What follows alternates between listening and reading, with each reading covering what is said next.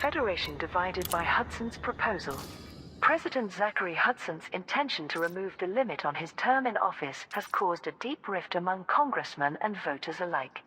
Political correspondent Sophia Trevino analyzed the situation in the Federal Times.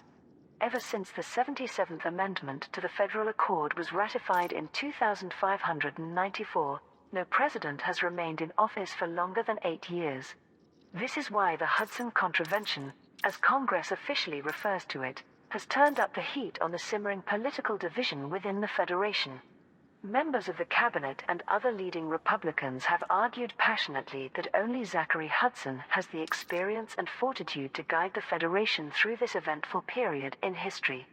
His supporters point to successes such as curtailing the secession crisis, ending the NMLA threat, and introducing greater security via the Proactive Detection Bureau.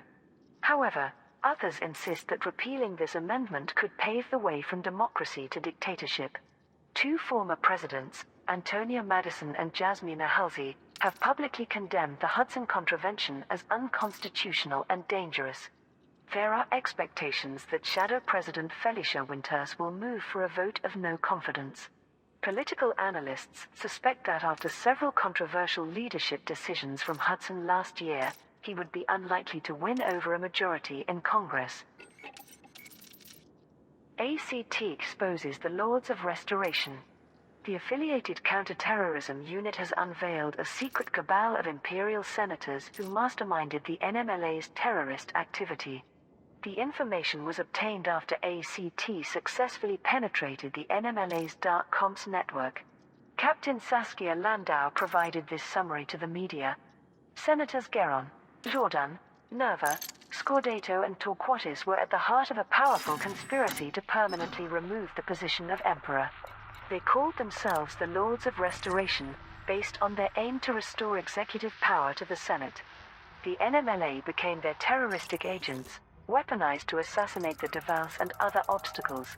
Its members were militarized at dark water training camps and provided with sophisticated equipment by corrupt imperial intelligence agents.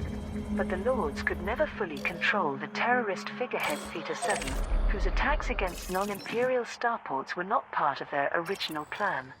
Marlinism was also exploited as a political lever. The hope was that, compared to this democratic ideology, citizens would view a senator-led empire as a moderate compromise once the imperial family was gone.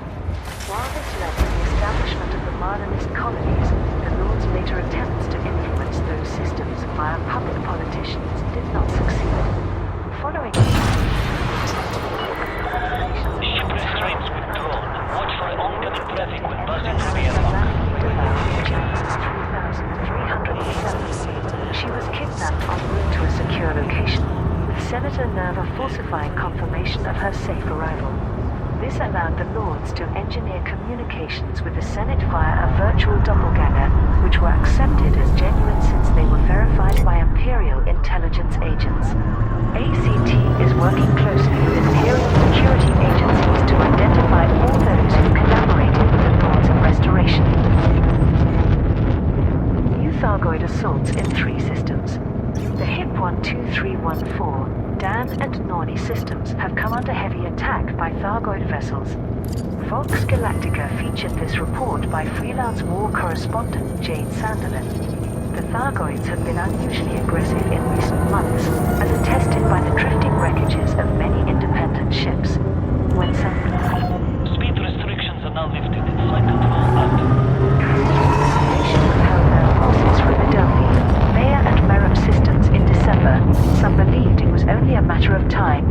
aliens retaliated. It appears that time has come. Frameshift drive charging. Although the Thargoid species is often viewed as territorial, on this occasion they had pushed further towards human space. Authorities in all three systems were unprepared for the incursions and have sent out a general call for assistance. The superpowers are still in the process of forming their anti-Xeno task forces and thus unable to help. Fortunately, despite Aegis being officially defunct, some of its support megaships have yet to be decommissioned. These have been staffed with emergency crews and rushed into service in all three systems. As pilots race into combat once more, many must be wondering if the risks are now even greater. Have the Thargoids extended their reach into human space? Which systems might they strike at next? And is further escalation a price to be paid every time Salvation's superweapon is deployed? Colonia Bridge project enters final phase. Pilots Federation alert. Deliveries have been requested in the Alcor and Colonia systems to implement services to the Colonia Bridge starports. A press release from Brewer Corporation provided the details. The fourth and final phase of our Colonia Bridge project will take place over the next 4 weeks. Our goal is to finish constructing the starports that were recently added to the route between the Colonia and Alcor systems. For the first week, we require deliveries of coffee, emergency power cells, geological equipment and liquid oxygen to McDonald's settlement in the Alcor system and Jacques station in the Colonia system. If we receive sufficient commodities, we can add universal cartographics and Vista Genomics to all 6 stations. Everyone at Brewer Corporation was impressed by the galactic community's dedication to improving the travel corridor to the Colonia region. For this week's initiative, contributing pilots have the opportunity to be rewarded with a generous number of credits. In subsequent weeks, we will be offering a variety of missions. Following feedback from our shareholders, we also plan to install beacons to recognize the major contributors to all phases of the Colonia Bridge project. The top 10 contributors of every past and upcoming Colonia Bridge initiative will be listed on these beacons to immortalize the names of these pilots. The Colonia Bridge starports currently offer rearm, refuel and repair services as well as basic commodity trading. The second, third and fourth weeks of this phase will focus on adding further services. Arisa rescued from year-long captivity. Emperor Arisa Lavigny Duval has been found alive after being secretly imprisoned by the private military firm Dark Water Inc. The Imperial Herald published a special report on recent events. The absence of the Emperor from public life for over a year has prompted much speculation. The Senate claimed that she was being kept safe from assassination attempts by the NMLA and that they remained in contact with her. In truth, she was being held captive by the NMLA's secret benefactors. This group of Imperial senators referred to themselves as the Lords of Restoration. They were revealed only after ACT recruited independent pilots to help decipher the terrorists' dark comms network. Chancellor Blade immediately ordered the Imperial Guard into battle against Dark Water soldiers. A ship fleeing from the Summerland system was intercepted, aboard which was a cryogenic pod containing the Emperor herself. She was swiftly returned to Capital and is currently under the care of the Imperial Palace medical team. The IISS has launched a security operation based on ACT's information. This reveals that groups within the Senate, Dark Water and Imperial Intelligence formed a long-running conspiracy to fund and empower the NMLA. Senators Alberto Gueron, Carl Nerva, Ursula Torquatus and several others have been placed under arrest. ACT has stated that it will provide additional information soon. Concerns raised over Alliance Sirius Pact. The recent battle in the Riot system has caused Sirius Corporation to question the terms of its partnership with the Alliance. The Alliance Tribune's political correspondent Vanya Driscoll reported, when Sirius Corporation megaships arrived in 4 Allied systems, it's fair to assume they anticipated a degree of public resistance. But being directly attacked by the Riot Mining Coalition clearly wasn't part of their risk assessment. Leon Rui has urgently sought assurances from the Alliance that such conflicts will not happen again. The Megacorp CEO claimed that he has a duty to protect his employees from aggression by their own clients. In response, Prime Minister Edmund Mahon personally guaranteed that this unfortunate incident was a one-off, stressing that serious personnel have been welcomed in the Alioth, Aranpox and Aegean systems. He added that the Alliance Defense Force is working closely with Admiral Nicholas Glass, the Sirius Navy's representative. But others in the Assembly are now openly questioning the wisdom of the Strategic Defense Pact. Although Councillor Nakato Kane's opposition to Mahon is often viewed as predictable, more members now agree with her that many allied factions will reject the assertion that Sirius Corporation is an ally to be trusted. The fall of Aegis. Shutdown procedures for the anti-Xeno organization are continuing, despite Aegis's warnings that Azimuth has returned. Conrad Sterling reported on the situation for Vox Galactica. We now know that the Alexandria megaship was targeted by a hostile force that could be Azimuth Biochemicals, the 200-year-old corporation which owned the Adamastor and Hesperus. In the face of this new evidence, Aegis leaders have petitioned for it to be reinstated. Even while accounting for this new evidence, the Bauman report has exposed a litany of organizational failures within Aegis. There is still a broad consensus among politicians that the organization should have done more to repel the Thargoids. Many senior military figures have switched focus to Aegis's controversial rival Salvation, despite his mysterious nature. As one Imperial Navy admiral succinctly put it, Salvation's methods have proved more effective in counteracting the Thargoid threat. The issue of military staff defections also appears to have been resolved. Alliance, Federal and Imperial fleets have opened channels of secondment, allowing naval crews to voluntarily take positions aboard Salvation's vessels without resigning their commissions. However, one of Aegis's requests has been authorized. There will be a public ceremony to posthumously award Medals of Honor to Captain Jacob Morales and the 4,000 people who lost their lives aboard the Alexandria. Hudson attempts to remove presidential limit. The federal government has announced plans to extend Zachary Hudson's term as president beyond the legally allotted span. Every Federation president serves a single term of 8 years. President Hudson assumed the role in June 3301 and is therefore due to step down in June 3309 following an election to select his replacement. Secretary of State Lana Berkovich delivered the proposal to Congress. We live in extraordinary times, and all signs point to further challenges in the coming years. Our people deserve a steady hand at the helm rather than being forced to change political course, especially with the tempestuous developments found within our neighboring superpowers. It is therefore in the public interest that we temporarily suspend the arbitrary 8-year limitation to allow President Hudson to continue steering the Federation through the coming storms. Shadow President Felicia Winters condemned the proposal. Hudson has already violated the federal accord with his surveillance laws, but now we can see how little he values our Constitution. This is the act of a dictator, not a democratically elected president. A few Republican congressmen reluctantly agreed with Winters, joining calls for President Hudson to withdraw the proposal. However, political analysts believe that Hudson enjoys the support of his entire cabinet and a majority of the Republican Party. Help needed to crack the NMLA's network. Pilots Federation alert. The affiliated counterterrorism unit has launched an effort to locate and decipher the NMLA's dark comms network. The request was sent by Captain Saskia Landau, one of ACT's co-leaders.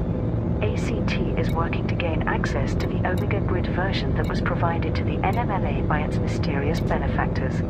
Most of our agents seconded from the IISS have been recalled, and some Senate leaders are blocking our progress. Therefore, we urgently need support from independent pilots, which will contribute to our wider efforts to decrypt the network. To begin with, we have triangulated the possible location of an Omega Grid beacon somewhere within the Hip 290 system. We think this will validate our strategy and quickly lead to further discoveries. Messages relayed across this network are likely to be encrypted. Our analysts have put together a partial cipher key.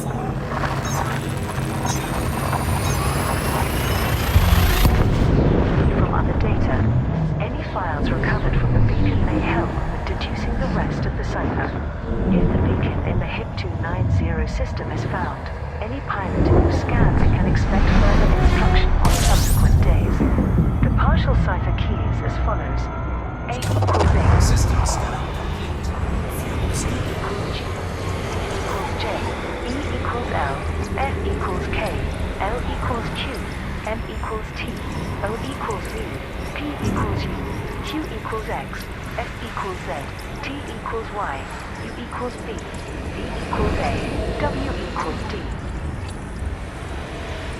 Sirius Corporation ejected from Riot. Pilots Federation alert. The Riot Mining Coalition has succeeded in forcing Sirius Corporation Disengage. to withdraw from the Riot system. Despite the Megacorp's strategic defense pact with the Alliance, Riot's controlling faction claimed the Sirius megaship Chariot of Rhea was an illegal intruder. This resulted in open conflict, which has ended with Sirius Corporation's defeat. Fergus Cassidy, CEO of the Riot Mining Coalition, transmitted this message.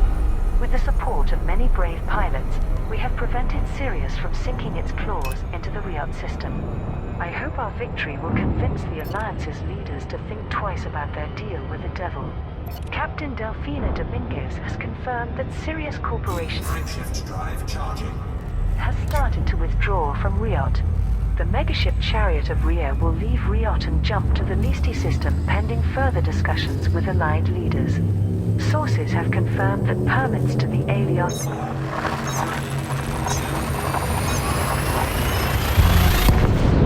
Sirius systems have been allocated to independent pilots depending on the faction they supported during the conflict.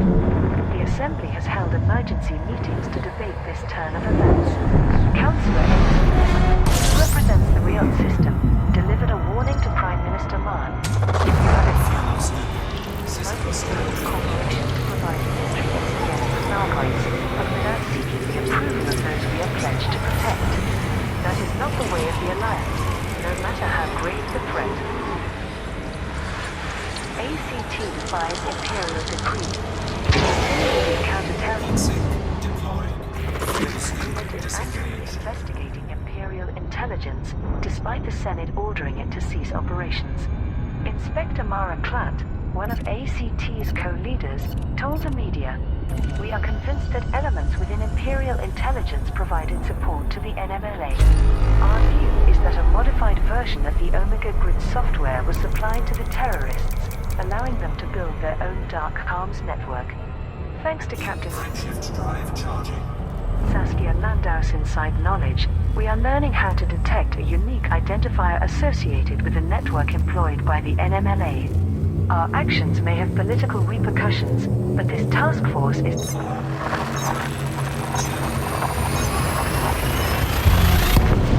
dedicated to finding and destroying the NMLA.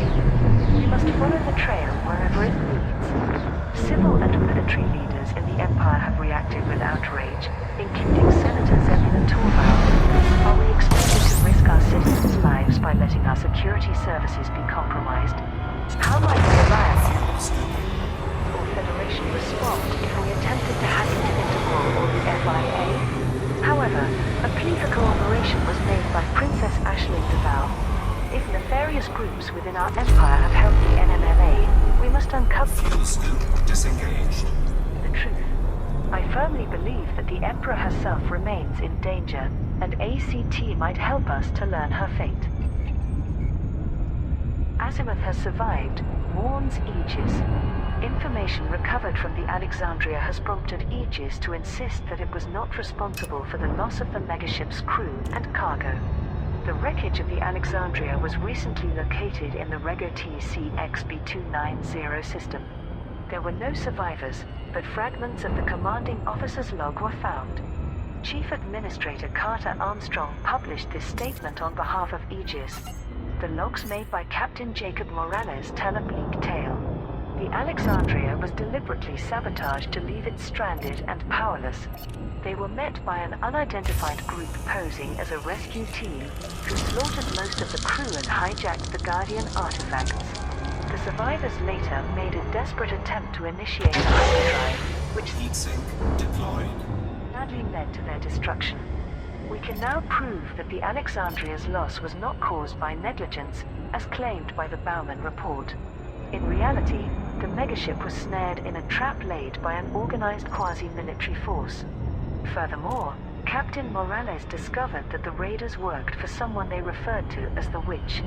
That name was mentioned in logs discovered at HIT 22460 regarding Project Seraph, via experiments perpetrated by Azimuth researchers to install human test pilots into Thargoid vessels. This evidence suggests that Azimuth biochemicals have survived in some form over the last 200 years and remains focused on aggressive xenological research. Aegis must be reinstated immediately to counter this dangerous organization before more lives Surface scanned by 50%. are lost. Surface scan complete. New starports created for Colonia Bridge. Pilots Federation alert. The infrastructures of 6 starports have been completed along the travel corridor between Colonia and the core systems. Brewer Corporation has confirmed that 5 starport frames were constructed in systems branching out from Alcor, with a 6th closer to the Colonia system. The new stations are Zerai Station in the Pru UWO DB538 system, Helgrind Gateway in the NGC 6530 Sector ZEXB20 system, Vladimir McDougall's Triumph in the Flyedge VNWC 451 system, Cannon Complex in the Pruafo MIBB175 system, Venatori's Hub in the Blua EEC WWEC141293 system, Chromium Relay in the EEC Flyway QKED122118 system. At present the starports are not fully operational and only provide rearm, refuel and repair services. Basic commodity trading has also been established to accommodate pilots selling construction materials and to supply tritium fuel. A 4th phase of the Colonia Bridge project is scheduled to begin on the 10th of February, which will aim to complete construction and add a broader range of facilities. Orbital flight engaged. Brewer Corporation was able to meet all of its targets for Phase 3 due to the considerable amount of raw materials delivered by the galactic community. The names of the new starports were selected by those pilots who made the greatest contributions to the initiative. Conflict erupts in the Riot system. Pilots Federation alert. The Riot Mining Coalition has declared its intent to remove the Sirius Corporation presence from its home system. The megaship Chariot of Rhea arrived in Riot as part of Sirius Corporation's new role as the Alliance's strategic defense partner. But the system's controlling faction ordered it to withdraw. The megaship's non-compliance has resulted in skirmishes targeting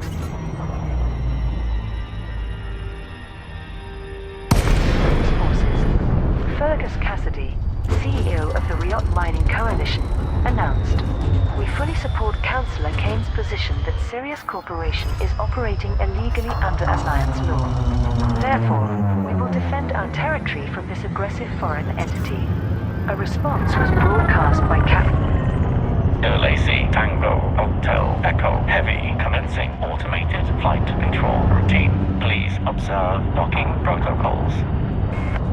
Delphina Dominguez of the Sirius Navy, who commands the Chariot of Rhea. Our presence is authorized by the military contract between Sirius Corporation and the Alliance Defense Force. If local forces continue to attack, we will have no option but to defend our assets. The fighting is not believed to have reached surface level and is expected to remain a ship-based conflict. To rally support from independent pilots, both factions are offering access to permit lots. Access granted. Proceed to landing pad 03. Systems. Real Mining Coalition will